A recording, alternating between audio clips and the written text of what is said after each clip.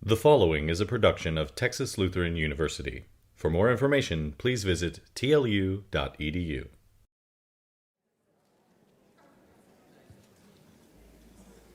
Good evening. Welcome to tonight's lecture by Father Richard Rohr. And a special welcome to all of you who are guests on our campus tonight. I'm Greg Ronning, the campus pastor, and we're so glad to be able to host this event tonight and to share Texas Lutheran University with you all. Before we introduce our speaker, I'd like to begin with a few thank yous.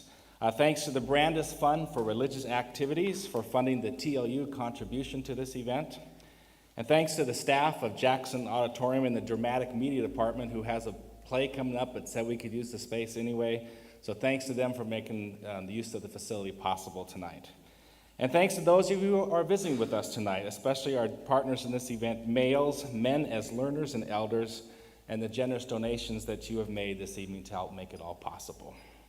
I would now like to introduce Jim Taylor, who will then introduce our distinguished speaker. Jim Taylor is the pastor of Mosaic Community Church across the street and a good friend of TLU. Jim has been involved with Richard Rohr's work through males and serves on their council of elders. So, Jim Taylor.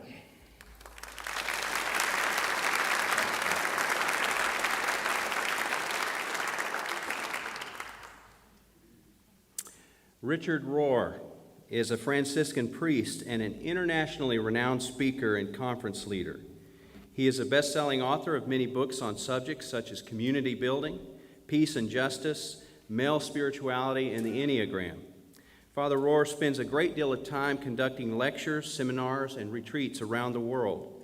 Titles of some of his most popular works include Simplicity, Everything Belongs, Exploring the Gift of Contemplative Prayer, Breathing Underwater, Adam's Return, and From Wild Man to Wise Man.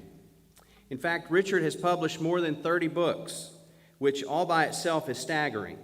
I have to say more than because Richard doesn't know the exact number of the books he's published. And what's more amazing than that is that I asked around and none of the staff knew either. I guess you just stopped counting after, 10, 12, 15? I don't know. Richard is probably best known for his pioneering work on the relationship between our inner being and the way we live and act in the world.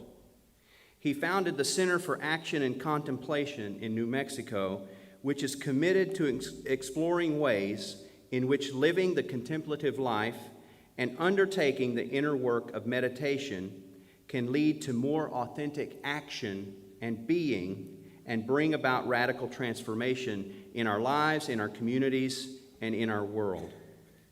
Richard says, quote, "I believe there is a deep dilemma and contradiction at the heart of institutional Christianity.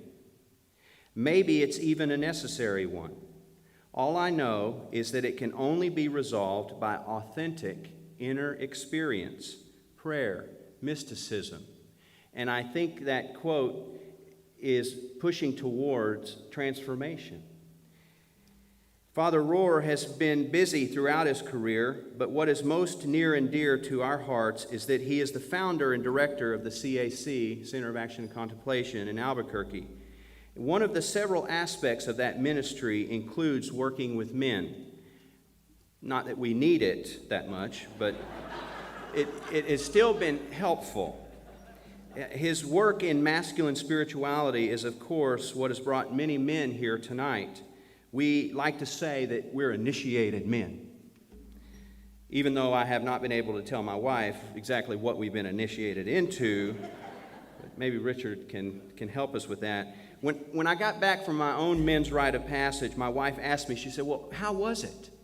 And I said, "Well, I really don't have the words to explain it." She said, "Well, try." After a couple of weeks of thinking on the subject, I tried, and she's pretty convinced that I belong to some desert cult, and I just won't tell her the truth. I suppose it's because we play drums and the fact that I compulsively mention Richard 3 or 4 times a day. And then there's also this: whenever she wants a direct answer to anything, and she demands it on the spot, my eyes will glaze over, and I'll say, "When I was a boy, I thought as a boy. Now that I'm a man, I think as a man." It doesn't really impress her anymore, Richard. When Pastor Greg asked me to introduce Father Richard, I thought about all the things that Richard has come to mean to me and so many others, and I really just couldn't imagine where to start. Certainly this is true. Here is a man that many people have come to love, to respect, and appreciate. Richard, may what you have stirred in us outlive all of us. Help me welcome Father Richard Rohr.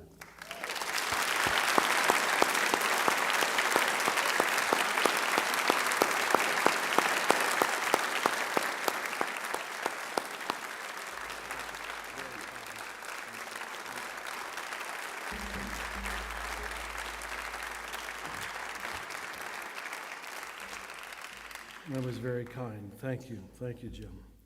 A delight to be here. Before this day, this town was just a name for me, and now it's become very real. We had so many men from this part of the country make our rites of passage, and I kept hearing about it, but now I'm finally here. So I hope the evening can be something helpful, interesting, maybe even directional, possibly. It'll be what I hope you need it to be to lead you to the next step of your journey. As I mentioned to the smaller group earlier, when I entitled the book Falling Upward, I actually thought it would not be accepted by the publisher because I presumed there'd be many other books already who would have thought of that title. And yet I think the mystery or the paradox of the wording, falling upward, is not something that's easy to talk about. And yet as a Christian, I'm absolutely convinced it's the very heart of what we call the death and resurrection mystery of Christ. But that isn't just true for Christians. Jesus was just naming the pattern of reality, how it works, how things unfold, how things move forward. And I hope in a very abbreviated way I can do that tonight, and then leave some time, if possible, for some questions and hopeful responses. I've learned not to say question and answer. I say question and response, because I don't know that there are answers to everything. In fact, that might be a good way to start this talk. In fact, it's a perfect way to start this talk. The frontispiece of the book, I quote Carl Jung, the Swiss psychologist, and he says, the greatest and most important problems of life are fundamentally unsolvable. They can never be solved. They are only outgrown. I had to live to 68 to absolutely believe that that's true. That things that I fevered about as a young man, the big ones at least, really I still haven't resolved. But there's a part of me now that doesn't need to resolve them. That's what changes. And yet, if I can jump to one further level of paradox, that is a resolution. Not needing to resolve it is a kind of resolution at a deeper level. Then I also quote in the frontispiece that English mystic, probably my favorite, Julian of Norwich. And she says, first there is the fall, then there is the recovery from the fall, and both are the mercy of God. Now, probably if you were raised in religion, you would recognize the second, that the recovery from the fall is the mercy of God. But who of us would have ever believed that the falling itself is the mercy of God? So that's my book that came out just 10 days ago on the 12 steps. Because I don't believe there's any program on the scene that names that quite so honestly and so clearly and so practically by its very first step. The admission of powerlessness is saying that you start by falling. Now, brothers and sisters, that's about as counterintuitive as the ego will ever be ready for. And maybe that's why the gospel has had so little success. It's just too counterintuitive to believe that in fact you fall upward, but that you've got to fall to know what upward even is, or what the direction might be. So I'm going to try very quickly to talk about the three parts of the book and give you the skeleton story behind the book, and that should take more than enough time.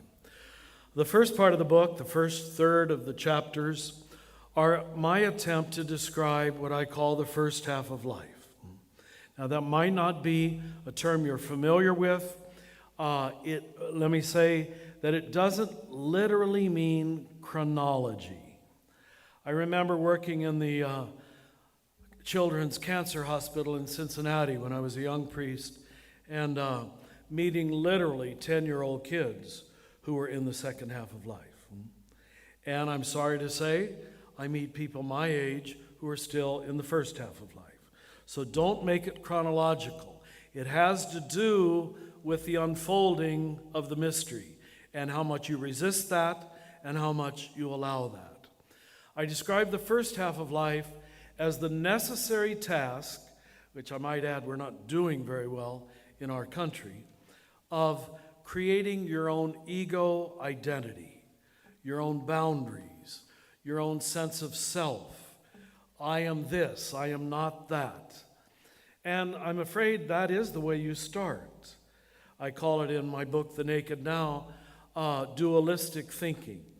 That by and large, people form their identity in the first half of life by distinguishing themselves from other people. And you can see them, they overdo it when they're teenagers especially. I'm not this, I'm not that. And so you have to put down another race, another religion, another gender. It's largely a negative foundation for identity. It's been enough in most of history.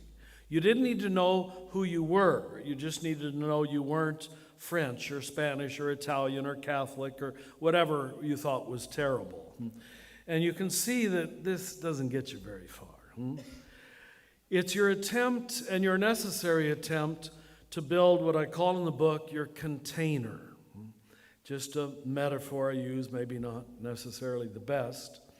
But you have to have a container. You have to say, I am this, even if you start by doing it negatively.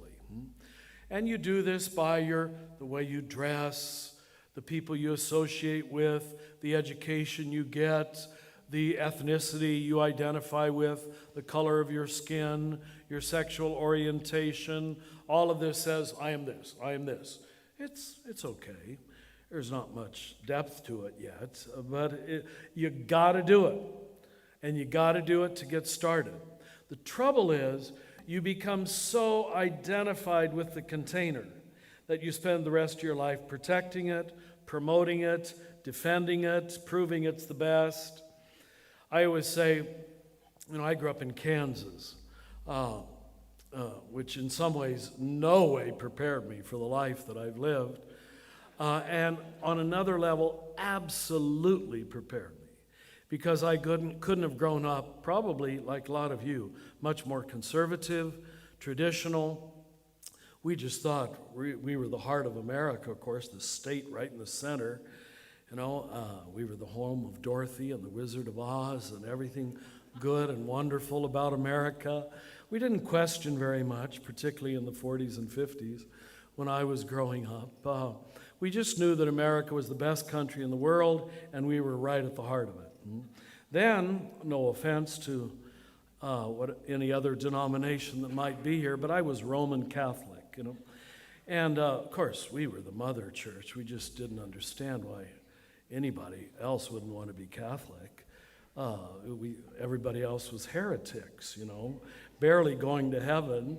It was a wonderful way to begin, In fact, we never really put down Protestants. I never heard an anti-Protestant sermon my entire life, We just felt sorry for you. Felt very sorry. Those poor things, they have such ugly churches, and they just don't know how to decorate churches the way we do. But that's all right. So I was the best on at least two counts. I was American and I was Roman Catholic, the one true Holy Catholic Apostolic Church. And then, no offense to my sisters here, but I was male. Well, in the 1940s and 1950s, and even well into the 60s and 70s, we males were given the impression that God sort of liked us a little more than women, all right? That we were the chosen. So again, this created a great container. I mean, I was just superior, and I was white-skinned. Besides, gave me a great big head start. We had all the power. We were the ones that God also loved the most. It served me well. It really did. There wasn't much truth in it at all, but it got me off to a good start. So I want you to apply that to yourself, whatever your stories were. It's the best way to start. It's the easiest way to grow up. The healthiest people I know grow up with very traditional beginnings, where you know who you are, you know who you're not, you know what's good about who you are. It's the best way to begin. It is not the best way to continue, although most people do, and it's certainly not the best place to end. As for me, the gospel makes very clear. For example, when Jesus calls the first disciples, tells them to leave their nets and their father and to come to a new place, just as God told Abraham. But we weren't trained too much in going to new places. We liked the old, because it was us, because it was our comfort zone. So the paradox is this, that if you build your container well, you know what? You don't need it. It's like if you're a good parent, I hate to tell you this, but if you're a good parent, your kids don't need you. Isn't that a paradox, huh? That you've made them so secure that they can walk out of the house, love you forever, but don't need to come back every Sunday to know who they are. That's called, as the 12 steppers rightly call it, codependency. That do you have an identity apart from your beginnings? A lot of people don't, huh? It becomes, instead of a place, a house that you leave from, it becomes a house that you're imprisoned in. So my thesis in much of the book, Falling Upward, is that a large percentage of people never get to the second half of their own life. If the first half of life is building your container, and if your temptation is to say, my container is better than your container, I've got the only one true container that God loves and prefers, you never get very far. So what Thomas Merton called your private salvation project, and we all create one, your private salvation project, that why you're the best, has to fall apart. It has to. That's predictable. It's called the cross in Christian language, Jesus' salvation project, what he assumed he was going to do, fell apart after 3 years. I mean, this is all written out for us rather clearly. But the middle chapters have some rather unfelicitous titles, like The Tragic Sense of Life, Stumbling Over the Stumbling Stone, Necessary Suffering, Home and Homesickness, Amnesia and the Big Picture. Necessary suffering is, again to quote Carl Jung, he says there's a necessary suffering to being a human being. And if you try to avoid and deny that necessary suffering, the irony is, brothers and sisters, you bring on yourself 10 times more suffering in the long run. I was a jail chaplain in Albuquerque for 14 years. And without any doubt, I can say, the jail, well, in terms of our male work, I didn't know a guy in the jail who had a good father. There was just no good fathers around. And so these boys lashed out at all authority figures. Every authority became the rejecting father that they never had or did have and didn't know how to love them. But more than that, what I saw in the jail, and maybe that's what a father partially teaches you, was the inability or unwillingness, the lack of impulse control to endure necessary suffering. And already by 17, 18, these young boys and young girls had so ruined their lives by addiction and drugs and robberies and all kinds of destructiveness toward their own body that, I just wanted to cry sometimes. This guy's going to be in jail for 30 years, and he's just a kid, and he doesn't know anything, and he's just begging for some kind of guidance, some kind of truth, some kind of father or mother that he never had. And then he comes into a negative system that doesn't even know how to give it to him. That's why I wrote the chapter on the tragic sense of life. A tragedy is an incident where everybody loses, where there's no sense to it. It's like, why do people shoot themselves in the foot? Why can human beings be so utterly self-destructive? And those are the questions that Bill Wilson, of course, asked in the 12-step program. We really are our own worst enemy. Again, because my real background is in Scripture, I couldn't help but make the connection between those somewhat embarrassing exorcism stories we Christians are subjected to, Jesus is always driving out devils. But if you read the stories, you see they're always stories of people who are operating out of self-defeating, self-destructive behavior that they cannot not do. That's our modern word for that is addiction. It's the same thing. They just called it being possessed by a demon. But the real evidence for what's happening is the same. And if you've ever lived with an addict, you know what I'm talking about. You know this person is not evil, bad, but why do they act so evil and so bad and seem to destroy themselves and everybody else around them?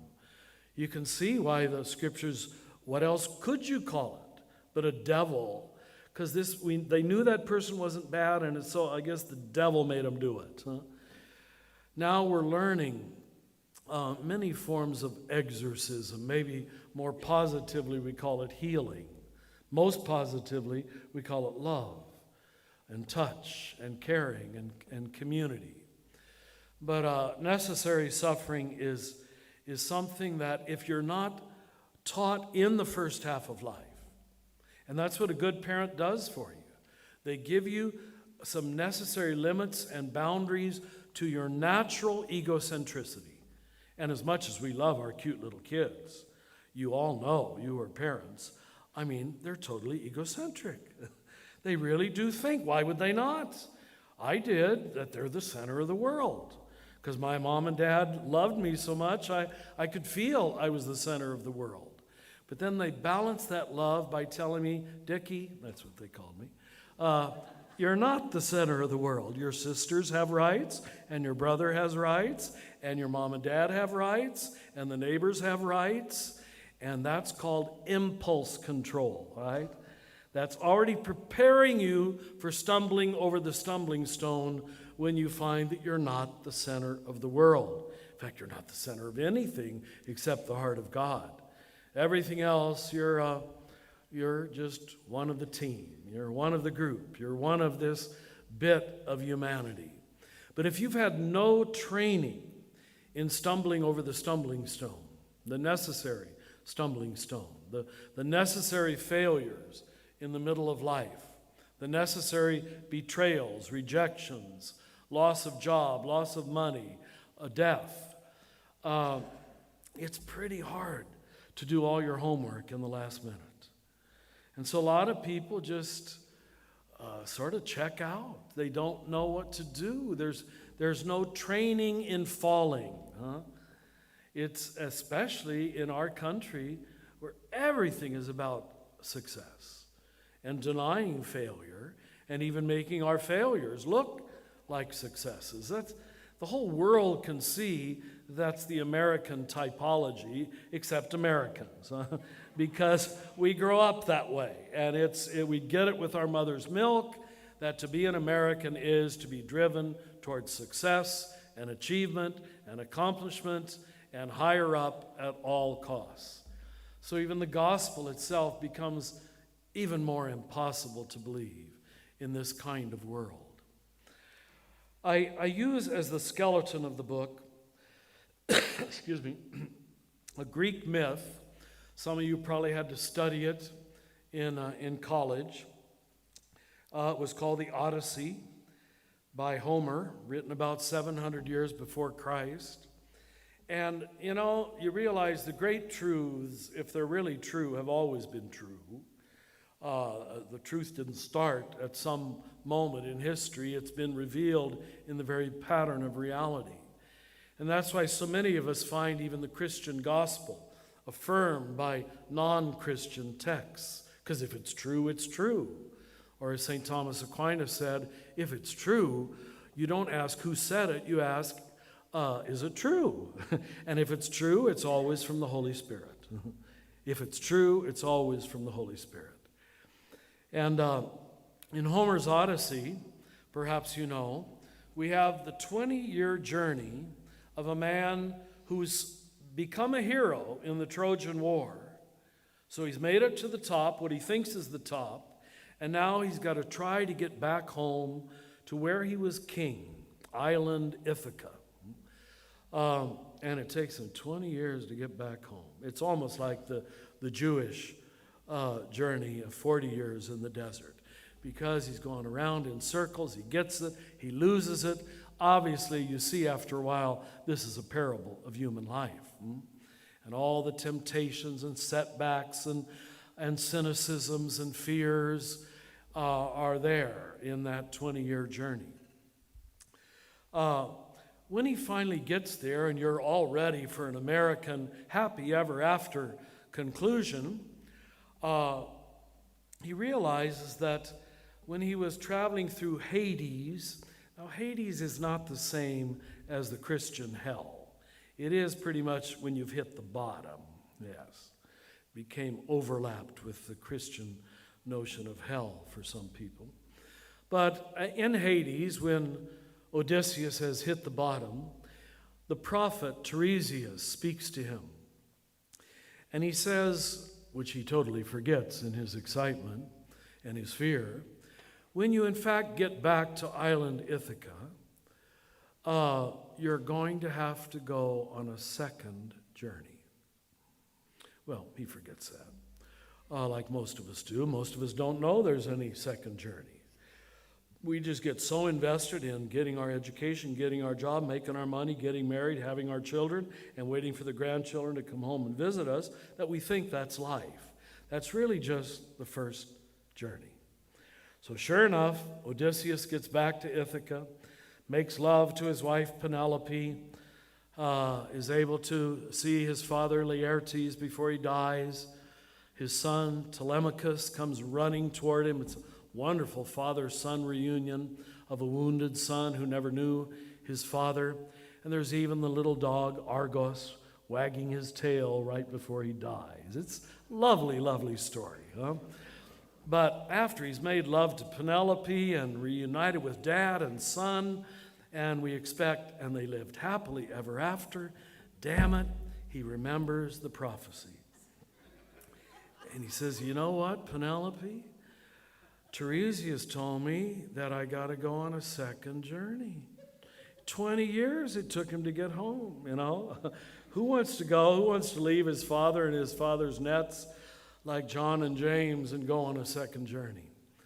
Again, I have to allude to the three monotheistic religions, Islam, Judaism, Christianity, all begin with the same identical founding story of Abraham and Sarah, who are settled, have their land, their camels, their reputation.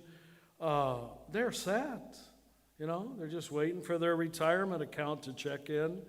And God comes and says, leave it. Wow. Talk about counterintuitive. Now you all know that if you were raised in any of the three monotheistic religions, probably Christianity. That's our founding story. Do we believe it? Barely, if at all. We're not about leaving anything. We're about protecting things, what we already have, Texas, America, the disciples of Christ, or whatever group is your home base. That's called loyalty.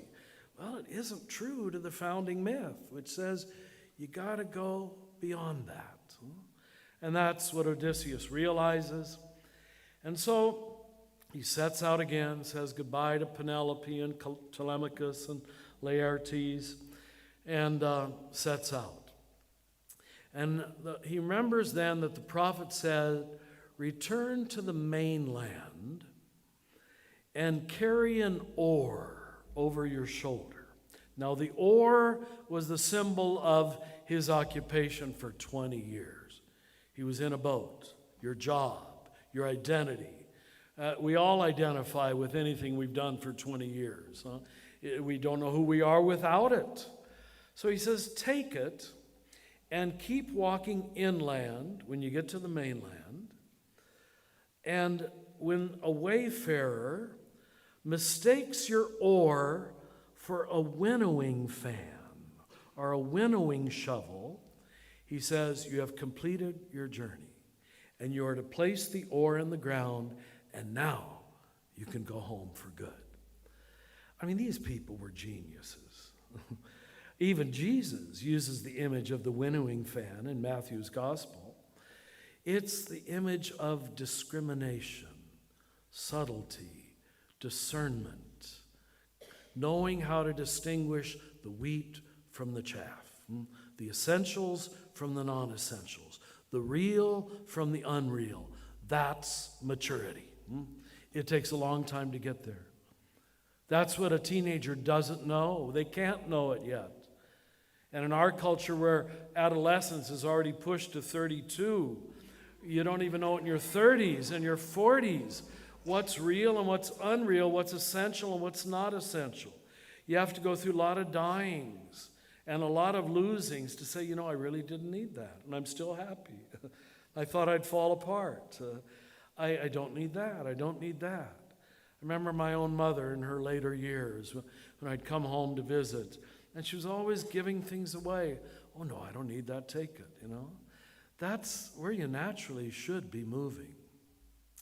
One of the greatest resources for theology, just emerging in the last 15 years, is the entire work of, in fact, I was talking to Dr. Kuhl about it today, who's an obstetrician or a gynecologist, that the two made-to-order spiritual experiences that have been with humanity since the beginning are birth and death. And until really the last 100 years, or 50 years in many cases, birth and death were family experiences, spiritual experiences, and they changed you because you were present at them. And the one I want to especially talk about is death. I've been in contact with a number of hospice workers in recent years, even hospice, which has only emerged in the last 25 years, at least on any broad scale, is trying to turn what has become a medical event into what it always was, a spiritual event, for the transformation of everybody in the family, when you're allowed to accompany a person through the stages of a natural death. They're calling it, and I think the wording is brilliant, enlightenment at gunpoint. It's like, I'm convinced, of course, salvation is not a question of if. Salvation is a question of when. How soon do you get it? How soon can you get what's real and what's unreal? What's essential and what's not essential? What lasts and what doesn't last? What's wonderful and what isn't worth a hill of beans? And we don't get that very quickly in our culture. I am told the American culture of the last 30 years especially, since the proliferation of the media, is the only culture in human history that has idealized teenagers over elders. This is utterly upside down culture, you know. Go to Asia, go to India, go to any of the ancient cultures. What you idealize as being 60 years old, now maybe I want to say that since I'm there now, but we're not going to get anywhere by all wanting to be, teenagers. It really shows a very, very upside down notion. For me, what it shows is we're a first half of life culture. And as a priest, I find that the Christian churches largely do the task of the first half of life over and over and over and over and over again. Just keep reassuring you. I mean, how many times can you get saved on Friday night, I mean, our Catholics just catatonically go to Mass, but sometimes you don't know if they know how to live in communion. They just go to communion, but they're still racists. So, I mean, this doesn't compute. You clearly have not been transformed at any deep level. It's just spinning the prayer wheels of your particular denomination, and you keep doing it over and over again to reassure yourself of what you have clearly not experienced at a deep level. The alcoholics say what characterizes addiction is to keep doing more and more of what isn't working, right? To keep doing over and over again what isn't working. I've been a priest 42 years. I think an awful lot. I can only pick on Catholics. You'll have to apply this if it applies to your group. But I think we just keep doing it over and over and over again, sometimes with little evidence that people are growing up or maturing. I was told just today not to pick on Texas. All of the rest of our states are just as bad. But that in the 60s, I mean, you still had in the Catholic Church, churches for black people and brown people and white people. And they all celebrated the same Eucharist, and they didn't know how to sit at the same table. Well, I mean, come on. We're talking about kindergarten Christianity, not even worthy of that. And people say we didn't need reform. That we could be that immature to think in the mind of God there is a whit of difference between a Mexican and an American and a black person. But we do, and we still do, because we're not based on a transformed mind. Our hearts, basically, we're not in the second half of our own lives. We're still just maintaining our container, and we haven't gotten to the contents. So if the first half of life is the container, the second half of life is what's it all for? The contents. What does it mean that I'm American and Catholic and male and whatever else I want to be that shows I'm the best and shows I'm superior? So the last third of the chapters are called a second simplicity, a bright sadness, shadow boxing, or the shadowlands, new problems and new directions, and finally, falling upward. The title that might strike you as the most strange is A Bright Sadness. I deliberately chose those two words that don't maybe easily go together to try to express what appears to me to be the paradox of a true elder. And we are creating a lot of elderly people, but not a lot of elders. An elder is someone who, it seems to me, does carry a kind of gravitas, sadness, seriousness. They've seen too much. They've been hurt a number of times. They've experienced a number of deaths. You can't just giggle at everything anymore. You know this business of life is serious and short. And by my age, you want to start making sure you're getting the message because you know it's going to be over in a few years. And you long for what the message is, what this life is all about. But simultaneous, and I hope you've met such an elder, simultaneous to that gravitas, that underlying seriousness, there's a brightness, there's a freedom.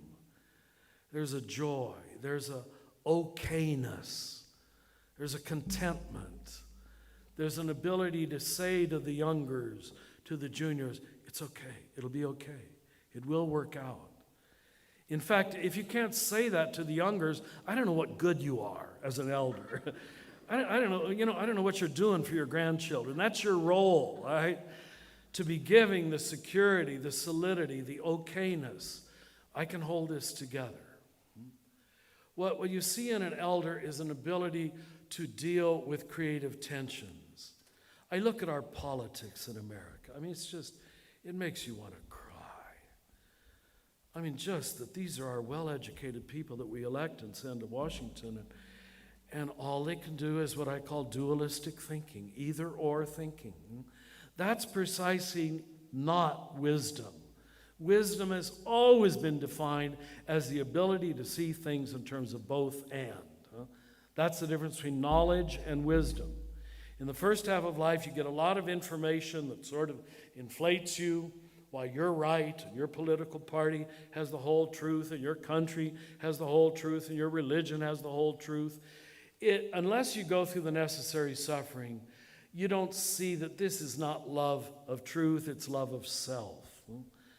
You're not really searching for the truth, you're just trying to ensconce yourself at the top. But if you've never suffered, you'll never know that. You won't. You'll just keep believing the lie that you're the best, you're superior, your race is superior, and your nation is the only one that God has shed his grace on. And right across the border, God just doesn't care about those people. You can really live with those kind of ridiculous illusions. We're creating a high percentage of people that way, who are really incapable of civil dialogue, of humane adult communication. I remember hearing the healthcare debate a few years ago. It's just human beings yelling at one another, just yelling and thinking that if they'd yell louder, this would mean it was true. Or if they'd use more obscene words, this would prove it was true. And unfortunately, when you have a culture at an adolescent level, they buy that. It works. So there's no reason to stop doing it, because in a first half of life culture, that works. You're impressed by loudness and by four-letter words. And that's supposed to mean this guy knows what he's talking about, Rather sad, brothers and sisters. We're not going to get anywhere with that level of consciousness. But fortunately, I really think, if I'm sounding pessimistic, I really think there's an increasing amount of people moving into the second half of life.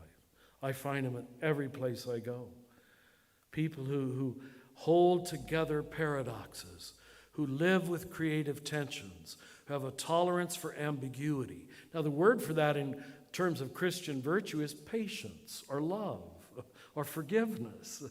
And we always idealize those things, but we didn't teach people, how do you do that? How do you live with contradictions without what I call non-dual thinking or mystical thinking or contemplative thinking? You don't know how to do that. So I don't think most of our people are bad-willed. I really don't. I think most people are well-intentioned, but we don't have a lot of elders modeling maturity, modeling the second half of life, modeling both and thinking or non-dual thinking. Let me give you, I have a short half chapter toward the beginning of the book on something that I learned through Bill Plotkin. He's going to be teaching with me in January in New Mexico. And he found out that in Japan, after the Second World War, they experienced what we also experienced, but largely did not know what to do with. Now we call it post-traumatic stress disorder. Then we called it shell shock. That a high percentage of their Japanese soldiers were coming back from the Second World War and did not know how to re-enter civil society. They didn't know how to maintain a marriage, how to be a decent father, how to even be a decent neighbor in the community. If you've ever been to Japan, I would say, without any doubt, they're the most ritually sophisticated culture in the world. They have a ritual for everything, It must be very hard to be a Protestant in Japan. Because it's easy for them to be Catholic because we like rituals too. But they know that you can't figure everything out by a sermon. You've got to have a ritual action, a rite of passage to move you from here to there. So they created a rite of passage in Japan for returning soldiers. And it was called discharging the loyal soldier. They would bring the soldier into a central throne almost.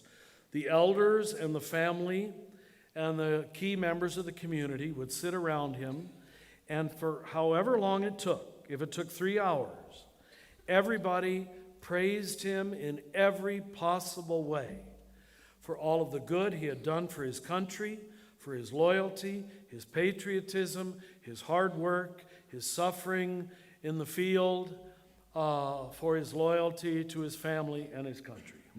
After all praise was exhausted, the elder or the mayor of the village or whoever had the authority stood up and said, "And now, sir, we want to tell you, you are no longer needed as a soldier. We now need you to return as a father, as a citizen, as a brother, and as a friend." They recognize you have to have something that praises what was good and then lets go of it so people can move on to the next stage of life with gratitude and joy and freedom. And we've already found some ways to sort of imitate some of this ritual with people who are totally bound by the conditioning of the first 10 years of their life. And they call it adult Christianity. And they just keep repeating phrases and doctrines.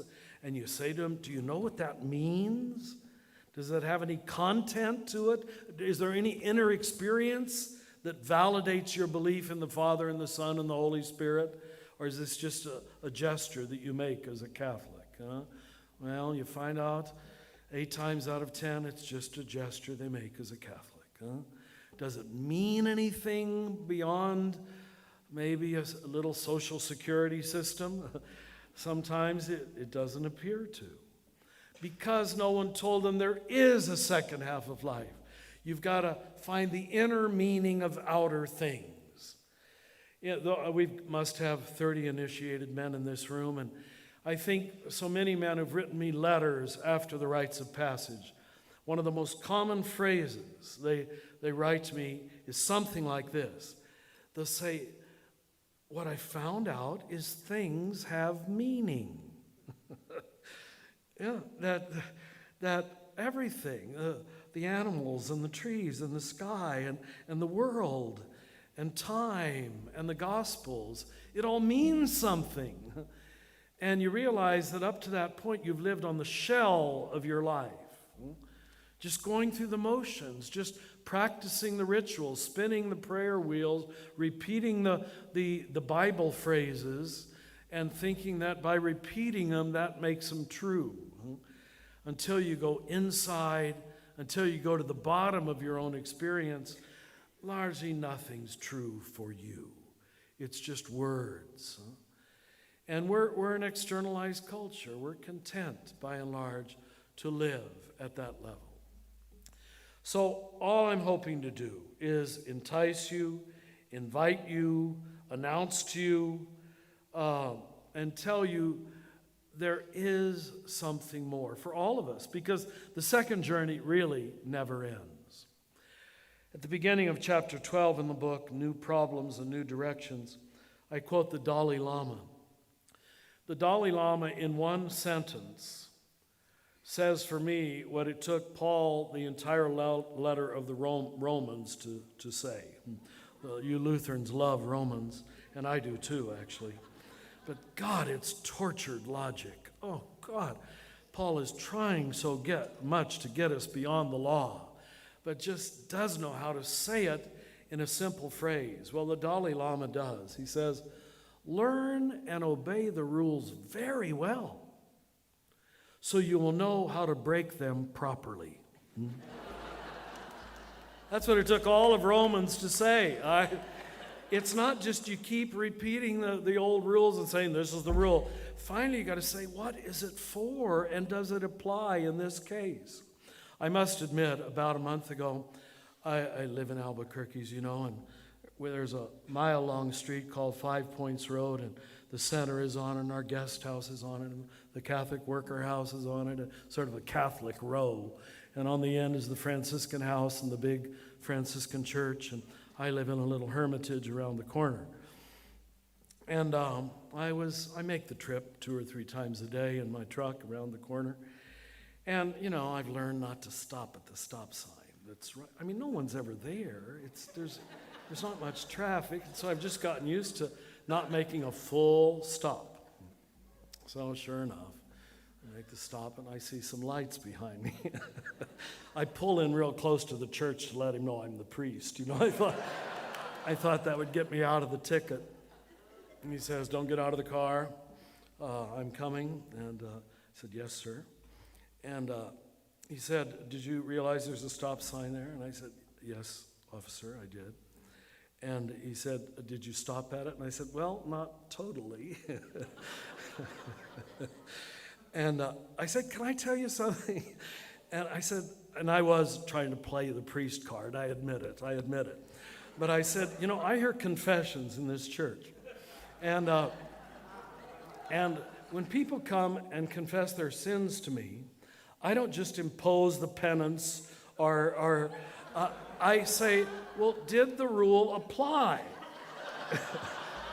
Did the rule apply in your case, you know? So give me the context for when you committed this sin, and let's talk about it a little bit."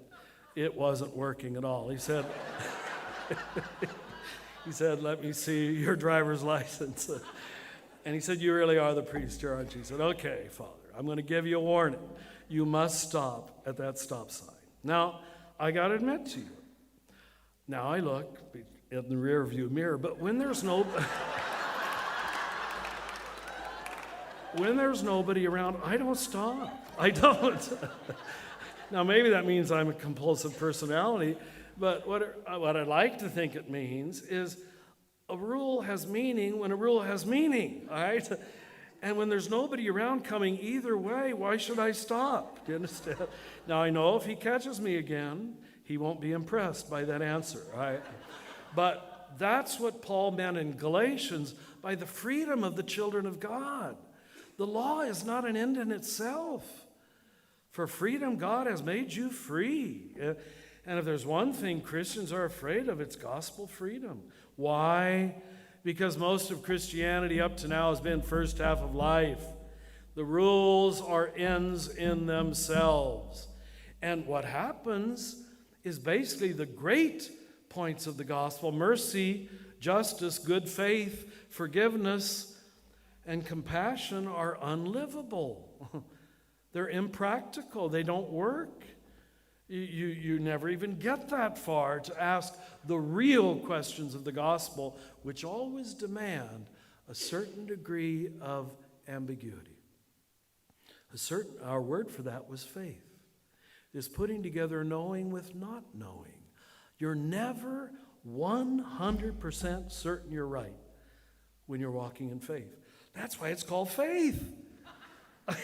You'd think we'd get that, you know?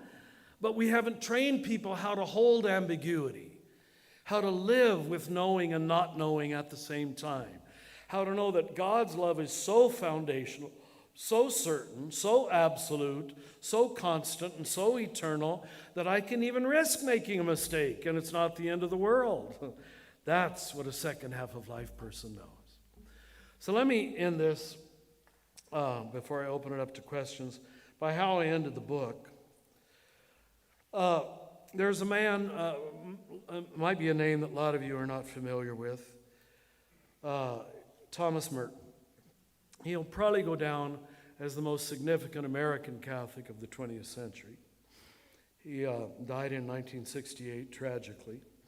And shortly before that, he wrote a poem called "Winning the Soul of the Serene Disciple."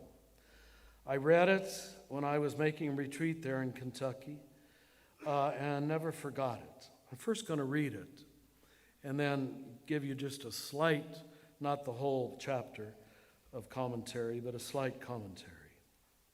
Because for me, he sums up in this poem the freedom and the grace and the compassion of a second half of life person. When in the soul of a serene disciple, with no more fathers to imitate, see, first half of life is all imitating what other people say. Poverty is now a success. And he's not talking about material poverty. He's talking about inner freedom, where I don't have to be certain that I'm right or I'm best. It's a small thing now to say that the roof is gone. I don't even have a house. Stars as well as friends are angry with my noble ruin. You tend to lose some friends when you become a second half of life person, I warn you. You can't join in the usual jokes at the cocktail party anymore. The way everybody in Texas talks will not be your way of talking. I'm sorry to tell you that. The totally Republican agenda, the total Democrat agenda, which your cocktail party group wants you to buy into, you can't anymore. You can't. You know better. You know that it's not true. You know that it's a lie, in fact. So you often just have to put your head down or keep quiet. Or what I often just say is, well, I have to think about that a little more. No point in correcting people. That never does any good. Stars as well as friends are angry with your noble ruin. Saints are departing in all directions. I quote in this last book, Teresa of Avila's wonderful line. She says, "Oh God, deliver me from most saints." These sanctimonious people who are born again. It's like, oh my God. If this is the goal, I don't want to go there, you know. And that's not always true, but too often it is true. Be still. There is no longer any need of comment. That's all the mind does, is make endless commentary on everything, all the time. And that's what contemplation teaches you not to do. Don't do it. Don't believe it. Don't believe your own PR, because it's all about you. And it's all about your own anger and your own fear and your own agenda, and it won't get you very far. So you need a new way of thinking. Be still. There is no longer any need of comment. It was a lucky wind that blew away your halo with all your cares. It was a lucky sea that drowned your reputation. Brothers and sisters, if you have a good reputation, be careful. You got to live up to it. You got to pretend it's true. And you got to keep pretending at ever higher levels. One reason I became a Franciscan is because, if you know anything about the life of St. Francis, he tried to be the lowest man in town. So he'd had nothing to prove and nothing to protect and nothing to live up to. Here at this place, Merton says, you will find neither a proverb nor a memorandum. Now there are no ways, no perfectly right ways that are always true for everybody all the time. There are no methods to admire. I don't know if we should tell the Methodists that there are no methods to admire.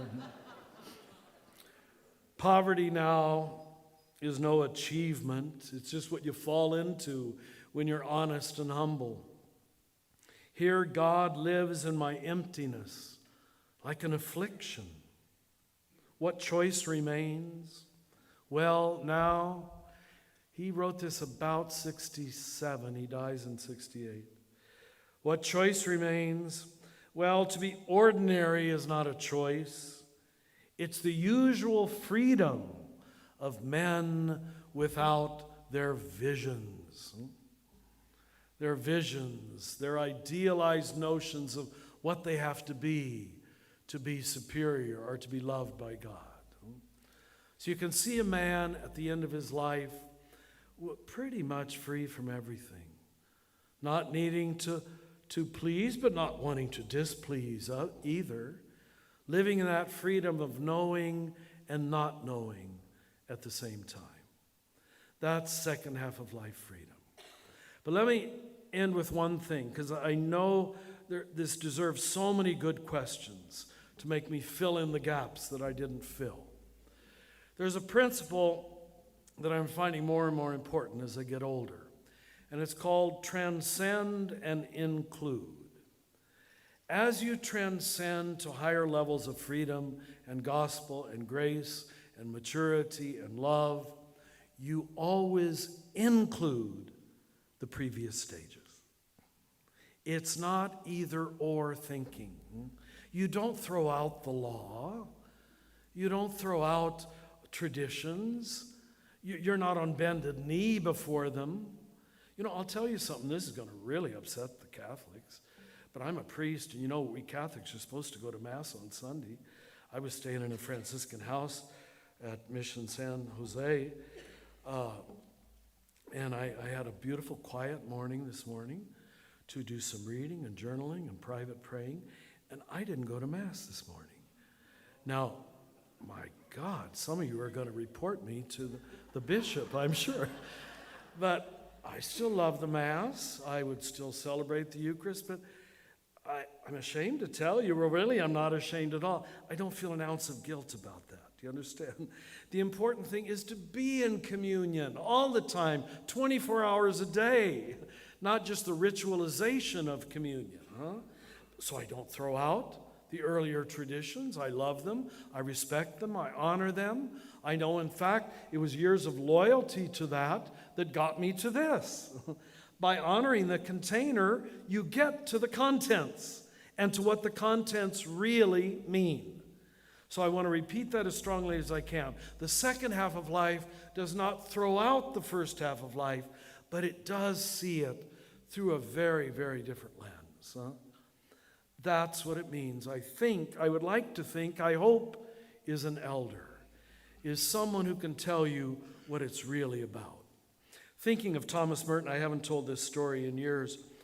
In one of his later books, he talks about meeting Daisaitsu Daisuke, the greatest Zen practitioner at that time in the 1960s. And they came together for a Christian-Buddhist dialogue. And Suzuki came to observe a Christian Eucharist, knowing that was the great ritual of Christians.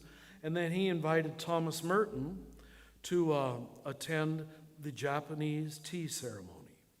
Now, if you've ever attended it, everything is done with meticulous, perfect ritualization, with delicacy, with slowness, with grace, with loveliness. It's like their communion, and then you both drink of the tea at the end.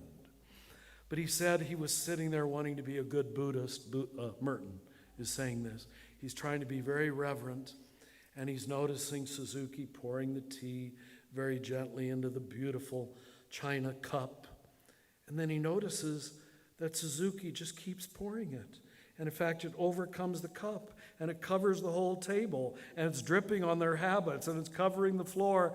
And then Suzuki just drops the pitcher and claps and laughs hilariously and says, "You and I know, this is all just ritual. It's all just a game.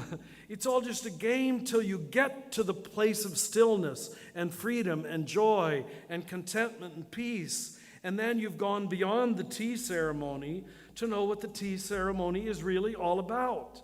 But most people just keep celebrating the tea ceremony. Most people just keep raising the flag and saluting and saying, what does that mean? And what does that not mean? What does it not need to mean? Until you get to those critical questions of the middle of life and the pain that they bring. I warn you, if you don't have guides, if you don't have wisdom people, if you don't have elders, most people don't know how to traverse the 40s and the 50s, which is when you should be doing this if you're on schedule. And so they just remain spiritually 35 forever. Because there's no one there to tell them what's real and what's unreal, what life is all about and what life is not all about. So, I know, brothers and sisters, this is a dangerous book to have written. I know that it's open to all kind of misinterpretation. I'm not trying to make heretics or iconoclasts or rebels or sinners out of any of you. I've got better things to do with my life. But I hope it does provide you with an opportunity and an ability to recognize the grace that your life offers you. Your path is not my path. Your journey is not to do it the way I did it, and mine is not to do it the way you did it. But your job is to remain faithful to that deepest core that we called our soul. And at that level, there's a knowing that holds you fast. There's a knowing that keeps you true to the deeper truth and leads you to where, first of all, you would rather not go, but in the end, where you know you had to go. And I'm sure you recognize what I'm quoting there, probably the most significant biblical text for what I'm trying to say. If you think this has no biblical foundation, although it's all the way through as far as I can see. But that marvelous story at the end of John's Gospel, where he says, Peter, when you were young, you dressed yourself, you put your own clothes on, and you went where you wanted to go. Peter, when you're an old man, and he has the image of a little 4-year-old kid putting out his arms so his mother can dress him. You'll put out your hands, someone else will dress you and lead you where you would rather not go. That's the intermediate journey. It takes faith. It takes an ability to endure a certain degree of darkness, a certain degree of not knowing, which I call faith. And then you know that you have done what you had to do. But you did it almost, not just almost, really. You did it in spite of yourself. You know you were being led when you get there. I know I didn't plan this life for myself. I know I never expected to be in this position at this age. I never expected to write 30 books. I never expected to write one. And all you can really do is get out of the way and allow it to happen. We really are, brothers and sisters, very often, maybe always, our own worst enemy. And I hope this gives you a bit of freedom to trust something more than your own worst enemy, to trust that you are being guided, you are being led. There is one who believes in you more than you believe in yourself, who knows you more than you know yourself, and who surely loves you more than you love yourself. Thank you.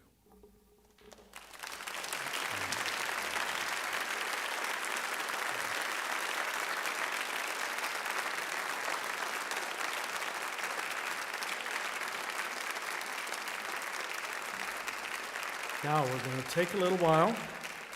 I don't know, do we have a microphone? Yes, you do. Very good. 2 of them. Thank you. All right. So anybody who has any questions, we won't go much beyond 20 minutes or so. But here we go. There's a question right there. Richard, is that working? I'm Yes. relieved you didn't offer us, you said you weren't going to offer any answers because I don't know how to frame this question. But at 67, your book makes perfect sense to me. But what about, I see more and more people who've they don't have a ladder to climb, or they never went up one. They found the first floor exit. Yeah. Maybe I'm just begging for your next book, but where are we in that? Excellent. Now, this is certainly a phenomenon of our deconstructed culture, that more and more people are not even able to do the first half of life well. And that's what I was referring to with the guys at the jail, that they didn't even have the training, the eldering, the impulse control, the discipline, the obedience to law to know how to build a container. Now, if I'm to believe the gospel and my own experience, that can be either an advantage, although that's in a smaller percentage of cases, In most, it's a disadvantage, that they have to grow up backwards. Now that explains, I hope, the phenomenon of fundamentalism all over the world. Right? That when you didn't get certitudes, order, clarity, like any good Montessori teacher will tell you, children need predictability. They can't have parents who are totally chaotic and changing their minds all the time. If you have that predictability as a kid, ironically, you internalize it and you don't need it. If you didn't have it as a kid, you need scripture quotes that are absolutely true all the time for everybody and always have. You have this undue mania for order and certitude at 35, when you should be moving beyond it, or just starting to move beyond it, you see. So that's why fundamentalism is growing in Islam. Now there we can see it, and all hate it and fear it, you know. But to recognize that most of Christianity is going the same direction, by people who, instead of a journey of faith, are searching for a journey of certitude every step of the way. But this gives me a sympathetic understanding of them. They normally grew up in abusive, chaotic, disordered families and lives where there was no order. So the mania for certitude and order, by the time you're 25, 30, 35, is so deep. You have to have it. That's why I talked about my Kansas beginnings. I had it. Everything was certain when I was growing up. So much so that when the 60s came, I didn't need it anymore. But it wasn't because I threw it out. I'd internalized discipline, impulse control, respect for law, respect for traditions. Now, I've got it inside. I don't need to overdo it, you see. But fundamentalism overdoes what was not done, if that makes sense. It's scary. I don't know. God is certainly going to get us through this because God gets us through everything. But God's got God's work cut out. Because we have such a high percentage of people who don't want faith and trust. They want answers and certitude. The exact opposite of biblical faith.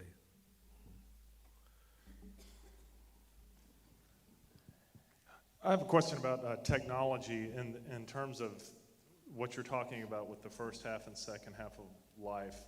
How do you see technology playing a role in that? Do you see it having a negative impact or positive or any impact at all? Boy, that's a good one. I don't want to be a Luddite, all right? I clearly, I have a computer like most of us do. I drive cars like most of us do. I just got a cell phone, and it's sure helpful at airports, especially.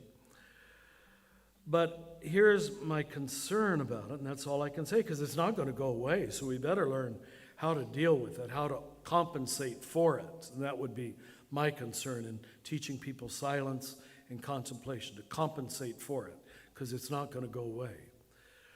By giving you quick, predictable responses through media by click, click. This is almost the opposite of contemplation. So it is dangerous. That we just have too instantaneous experience and too much vicarious experience. And there are now support groups proliferating all over this country for young males in particular, whose sexuality is so visual that their entire sexual experience is pornographic already by 13, and that they don't actually know how to relate to a real woman.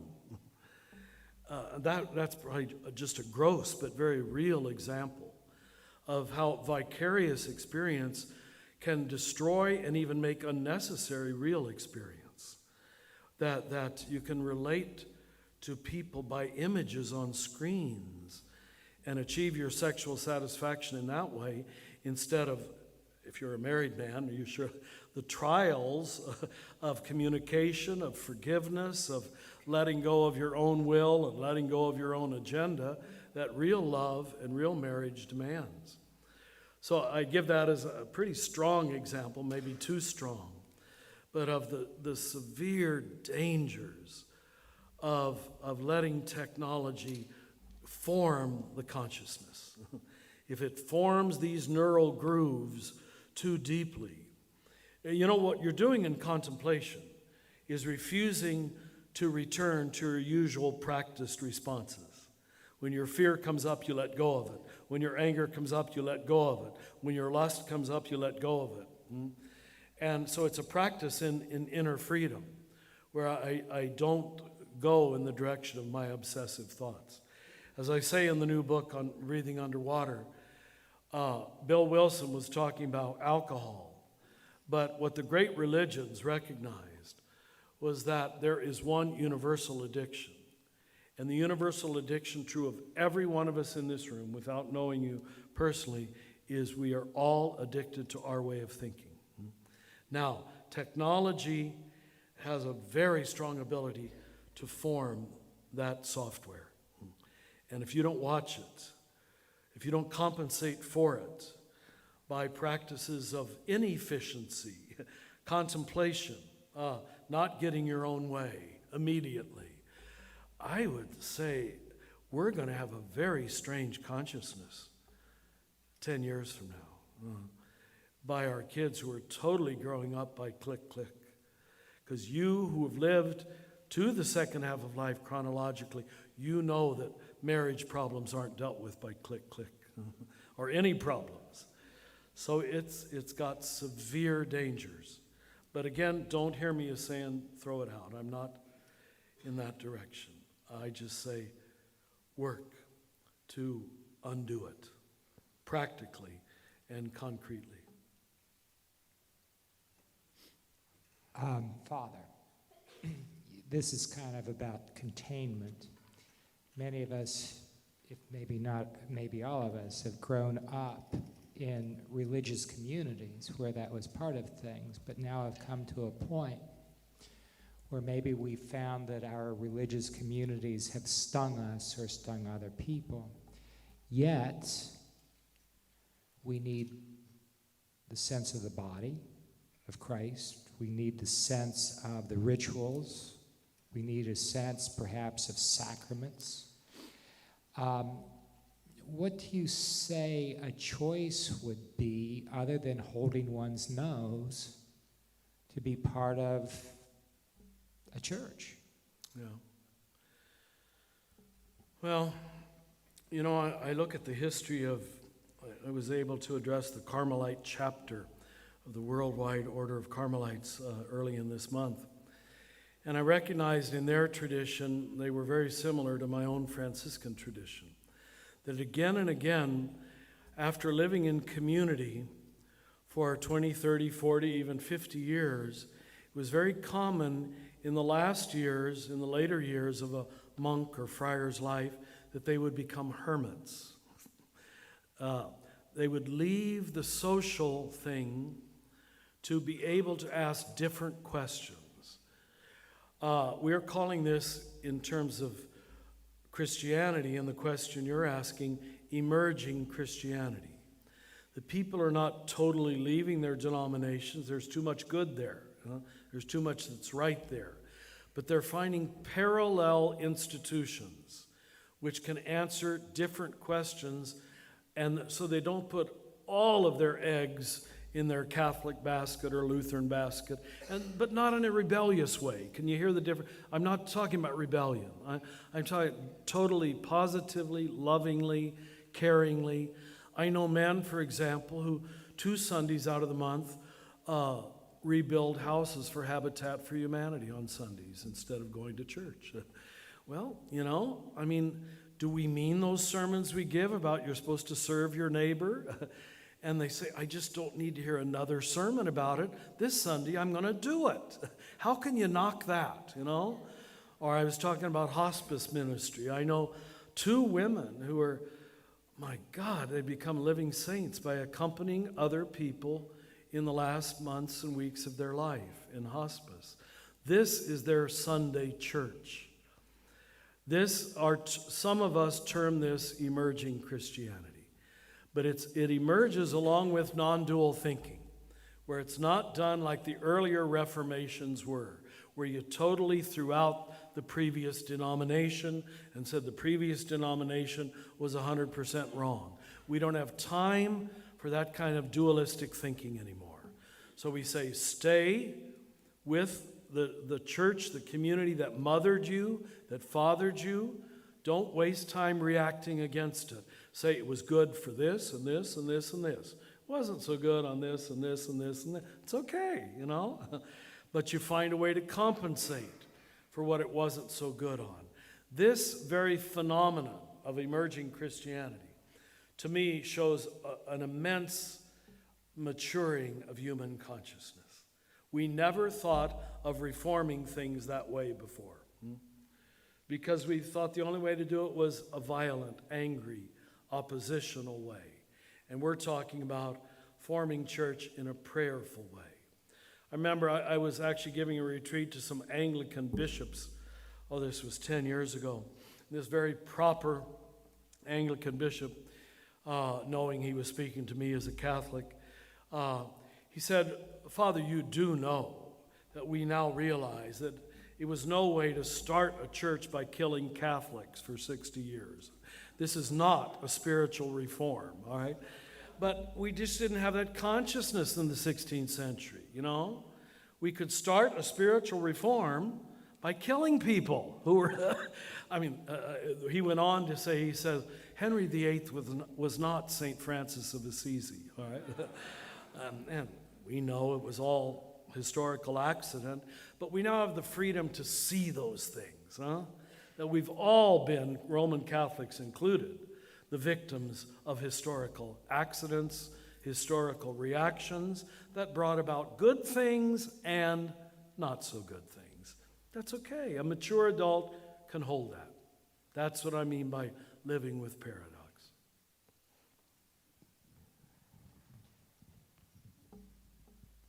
Richard, you were talking about, you mentioned people in their 40s and 50s, if they're on track going from the first half to the second half, and somewhere in the middle there, I'm hoping I'm repeating you correctly, as they traverse that journey, I assume that another name for that is the road to transformation. Okay. But so, I mean, I've gone through the Men's Rites of Passage in 2001, and after everything that's occurred to me since then, including a regular contemplative prayer practice, I have to honestly say that I am not quite sure whether I am a transformed man or not. That's a good answer. That's an honest answer. Thank you. Thank you. I'm not either. We're all just on the path. That's all. Yeah. I take a look at some of my brothers, all right, who seem, my perception of them, seem like they are more transformed.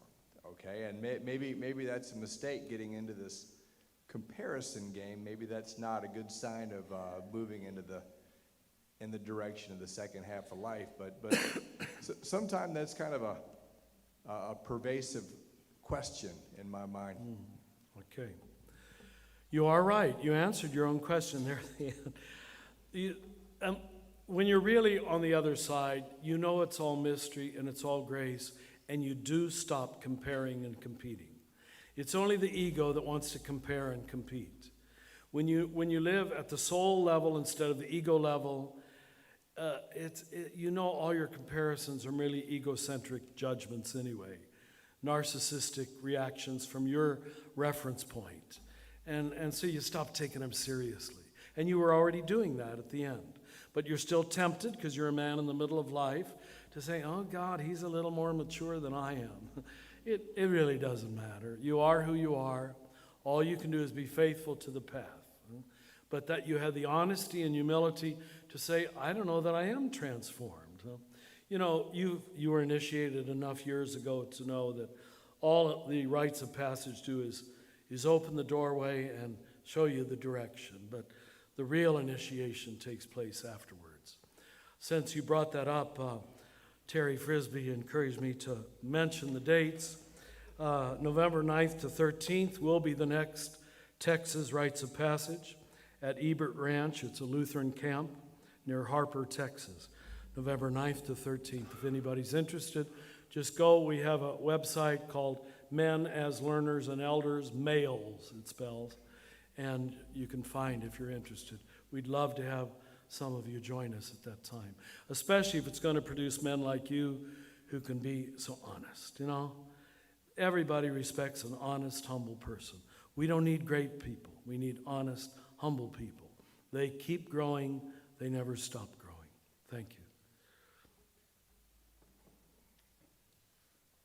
In your attack on certainty or support of ambiguity, however you want to phrase it, how do you respond to scripture that seems to, or at least seems to at face value, have an air of certainty about it? The one I'm in particular thinking of is when Jesus says, "I am the way, the truth, and the life, the only way to the Father." Why did I know you were going to use that? Okay, it comes up every time. Why do we get so much mileage out of that one line from John's Gospel? Unbelievable. Okay, but it's fair enough. It's fair enough. All right. First of all, we'll have to end on this. First of all, when Jesus says he's the way, the truth, and the life, the first conclusion we should come to is that we're not. Do you understand? If he is, then we're not. Huh?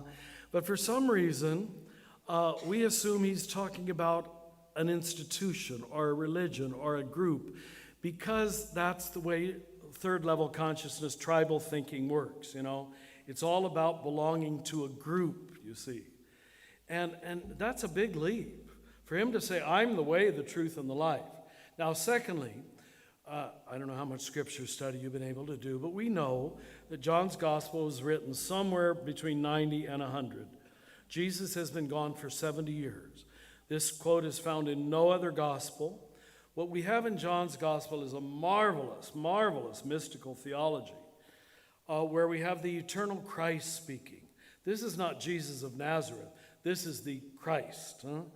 And the Christ is announcing what is eternally true. I am the way. I am the bread. I am the path. I am the gate of the sheepfold. And this is true of the Christ mystery. Now, I'm going to have to probably go farther than you wanted me to go, but let me put it in this way. I have to say it in a shocking way because most Christians haven't thought about this yet, it seems. Christ is not Jesus' last name, all right? Jesus became the Christ.